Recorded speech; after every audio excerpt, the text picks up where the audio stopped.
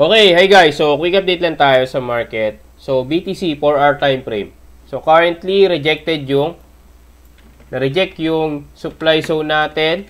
So, yung supply zone natin, yun pa rin naman, yung 112,598 tsaka 113,459. So, ngayon, currently market is 111,700.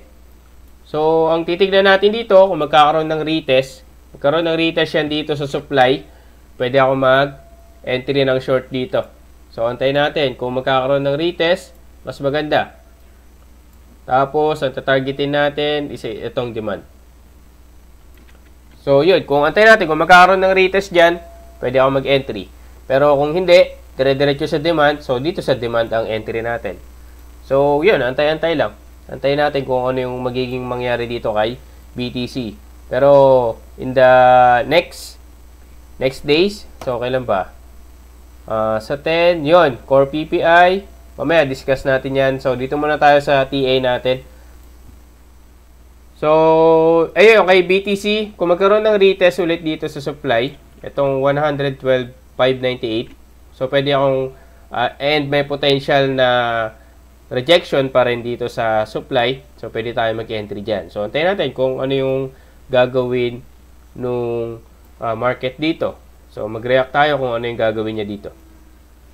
So, next natin, si ETH. So, that's for BTC ha. So, ang key level na aabangan natin dito, 112,598 if magkaroon ng retracement or balik dito sa supply zone. And then, kung dire-diretso bumababa yan or dire-diretsong bababa, antayin natin yung potential rejection sa 109,189.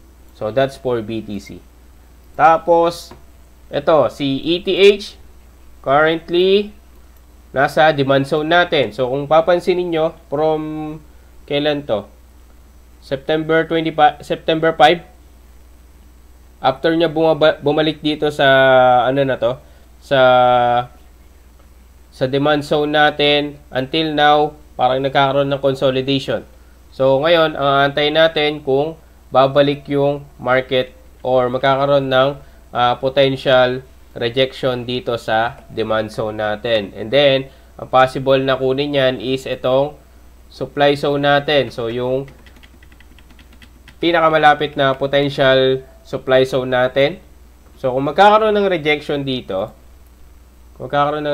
ulit dito, so, pwede tayo mag-entry dito. And, ang target natin is ito. Yan. Yung first target natin. Kung dire-diretso aangat, so possible na kunin yan is 4.7 na. 4.7 to 4.8 na ang pwedeng kunin yan. So, kung titignan nyo, parang nag-iipon ng lakas si ETH. Nag-iipon ng lakas eh. Tapos, biglang merong big move to. So, yan no.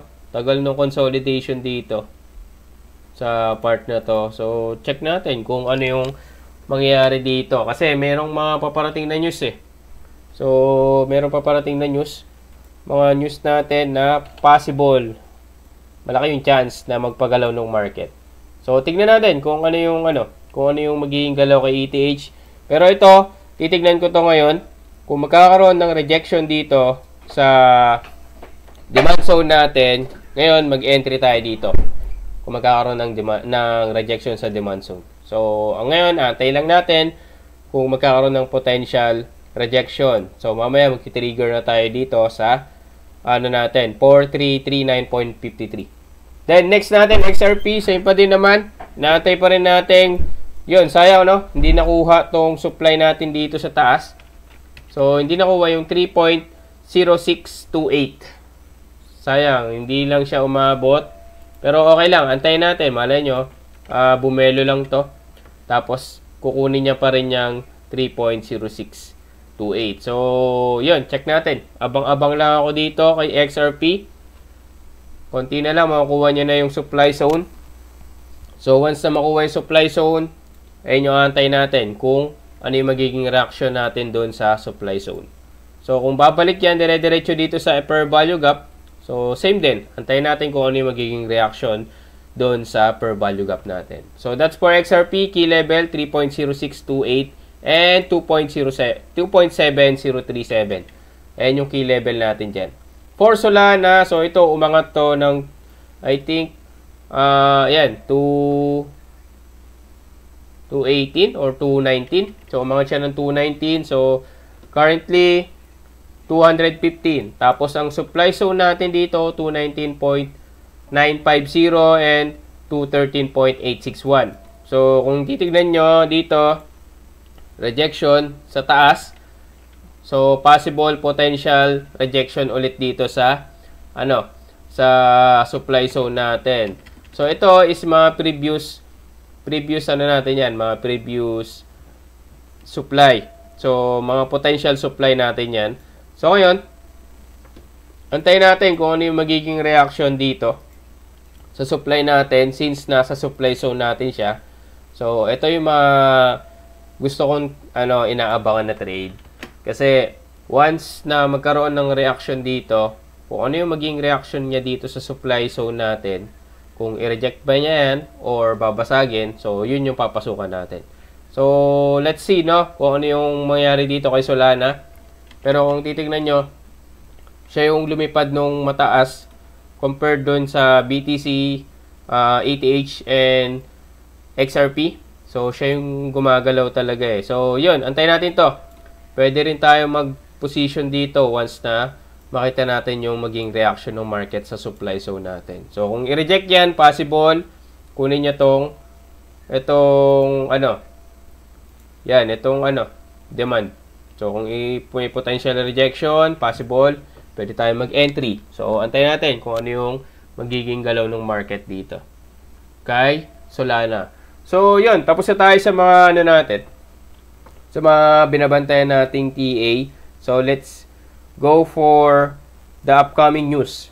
So, bukas, meron tayong Core PPI. So, pinost ko na to kanina sa page.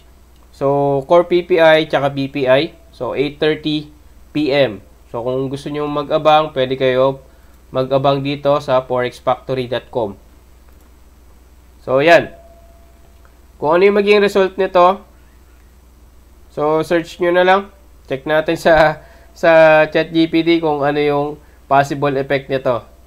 So, pero for sure ito magkakaroon ng volume for sure. So, bukas sa Thursday and sa Friday. So, ito yung mga yung mga crucial na na kailangan bantayan natin. So, bukas 8:30, antayin natin 'yan, abangan natin 'yan. And then sa Thursday naman 8:30 din. Yan, sabay-sabay yan. Yung core CPI, tapos CPI. So, yan talaga yung mga nagpapagalaw ng market. Tapos, yan, sumabay pa yung unemployment claims. So, check natin yan bukas. Ay, sa Thursday. Then, sa Friday naman, yan, yung, prelim, consumer sentiment, tsaka yung inflation expectation. So, mga, mga possible magpagalaw ng market. So, yun, abangan natin kung ano yung magiging result. So, isa-isa nyo, pinost ko na yan sa page natin, dito sa page natin, kung ano ba yung mga possible effect nito. So, yan. CPI, main inflation gauge. So, ito yung mga batayan din ni Fed kung magkakat ba siya ng rate. Tapos, early signal ng inflation trends, yung PPI. Yung unemployment claims, yan, yung pulse ng labor market, sentiment, and inflation. Ito yung insight sa consumer confidence and expectation sa price. So, expect natin yung yung volume from tomorrow hanggang sa Friday. So, yun lang naman. Nag-update lang tayo. So, tingnan ulit natin bukas umaga kung ano yung magiging galaw ng market. So, this is Kuya Ben Crypto. Peace out.